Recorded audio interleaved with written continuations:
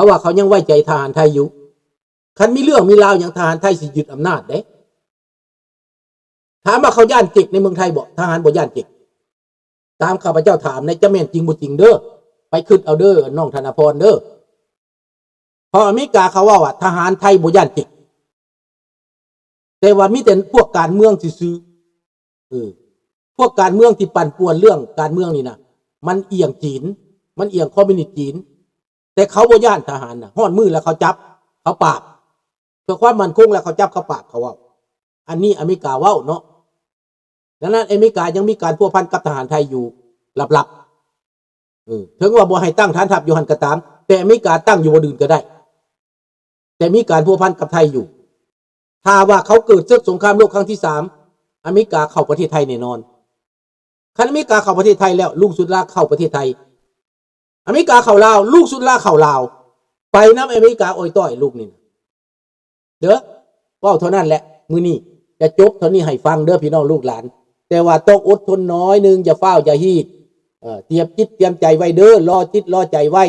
สร้างตัวเองสร้างฐานะตัวเองไว้แล้วก็ให้ตลอดปลอดภัยมีความสุขเลี้ยงลูกเลี้ยงเมียลูกเต้าให้มันใหญ่มันสูงแล้วก็เตรียมการไว้ปลดปล่อยประเทศชาติเฮาไว้ในอนาคตเฮาจะปราบให้เรียบถ้าลุงสุนทรยังมีชีวิตแข็งแรงอยู่แบบนี้นะลุงจะปราบพวกเผด็จการเนี่ยมันเรียบโลดเอาปานห้าปานหน้ากองไส้พุ่นเด้อลูกหลานเด้อเป็นกำลังให้ลูกเนี่ยเด้อสุเจ้าเด้อปราบพวกโจรพวกนี้นะจะยึดทรัพย์ยึดสินมันเบิดพวกโจรพวกนี้นะบักไดขายซาดบ้านเมืองนะบักซอนไส้บักจุมมารีมึงระวังไว้ในตอนนี้นะมึงจนตาแจแล้วมึงรีดประเทศไปบ่ได้แล้วในตอนนี้นะแม่นลุงก็เสื้อจังสั้นตอนเสื้อว่าทหารไทยนี่รวมมือกับอเมริกาเนี่ยนั่นแหละมั่นใจน้ำทหารเด้อนายพลนายพันของคนไทยนี่นะลุงเสือว่าทหารเขามีจิตวิญญาณของความหักษาลุงเสือได้แต่นักการเมืองลุงบ่เสือลุงเสือทหารเด้อเอานั่นลุงก็เข้าข้างทหารไทยนั่นแหละคันสิว่าเลยนะข้างทหารไทยเด้อ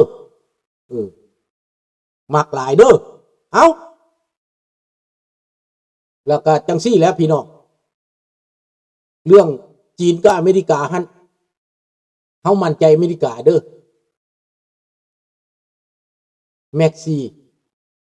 น้องรัตวรให้กำลังใจมาเด้อถ้าว่าข้าพเจ้ายังมีชีวิตแข็งแรงอยู่ข้าพเจ้าจะซอยลูกซอยหลานเต็มที่ให้มันแข็งแรงแบบนี้นะ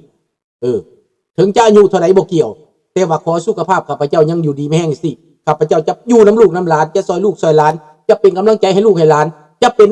ผู้ที่ตักเตือนสติของลูกหลานอยู่ตลอดเวลาเด้อขอบคุณขอบใจหลายๆความลาพระจากตัวนี้เนาะพบกันเนี่ยวันคานข้าพเจ้าคาเด้อมือวันจันทร์ยังวันติดกันยังเว้าวันเสาร์เว้ามืออื่นวันติดก็เว้า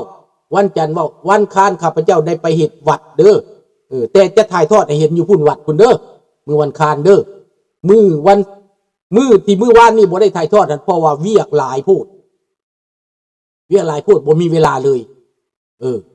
ขอโทษขออภัยน้ำลายบ่ได้ถ่ายไว้เลยนะมีแต่ญาติทานเพิ่นไล่สดซื่อๆแต่ข้าพเจ้าบ่มีเวลาเลยวาดนี่นะขอโทษขออภัยน้ำหลายเด้อเอาบุญน้ำกันให้บุญค้ำนำสู่ลูกหลานเบิดทุกคนอายุมันขวัญยืนเด้อให้โชคให้ลาภให้พวกเจ้าอยู่ดีมีแห้งให้พวกเจ้ารับจะรวยเด้อให้พวกเจ้าอยู่เย็นเป็นสุขเบิดทุกคนเด้อที่หับฟังหับชมนี่นะบายบายราตรีสวัสดิ์ Good night บอนนุย Merci beaucoup thank you very much bye bye